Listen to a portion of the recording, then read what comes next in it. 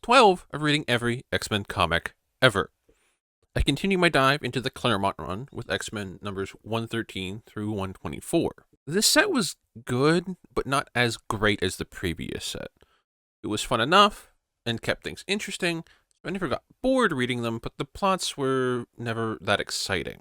As expected, it starts off where I left off, with the team captured by Magneto in Antarctica. Speaking of Mags, he apparently hates Australia, as he keeps ransacking their military bases to rebuild Asteroid M. The X-Men do break out of captivity thanks to Storm, and they take Mags until the volcano they're under explodes. I should now mention that the main plot thread of these issues is that after the events of issue 113, the main team of X-Men has to try and make their way home from Antarctica, but Jean and Professor X and Beast think they're all dead.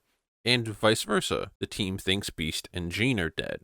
Due to this, Chuck heads to space with the Londra, and Jean heads to Ireland to visit Moira, Alex, Lorna, and Jamie. Oh, we also get a Charles backstory issue in here. It's not really something I can just put in with the other issues. It just doesn't fit well, but yeah, we did get that as well. With that out of the way, we start following the team on their escapade to get back home as they have a nice vacation in Savage Land for a couple weeks, until everyone's favorite Pterodactyl Man shows up and interrupts it.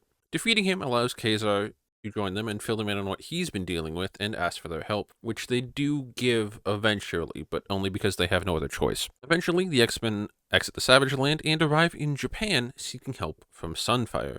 But again, they have to stay and fight for the country they're in. After dealing with that debacle, they finally have a way back to the United States, but that again gets detoured and they end up in Canada because Wolverine is wanted by the Canadian government. Now, you may be asking, what did he do in Canada that makes him wanted? Nothing, really. He just left. And they weren't thrilled about that, so it ends up being Alpha Flight versus X-Men, which gets a little out of control. So Wolverine puts a stop to it and gives himself up, and then just leaves again. I'm sure the Canadian government took well to that. At this point, the X-Men are finally home. They discover Chuck's gone, and they don't know where to, but decide that's something they can deal with later. They have to get to work with putting everything back in order. The monotony of this is put to an end when a dipshit sociopath by the name of Arcade captures them and tries to kill him in various ways. Issues 113, 115, 120, 122, 123, and 124 all get 6 out of 10, while issues 114, 116,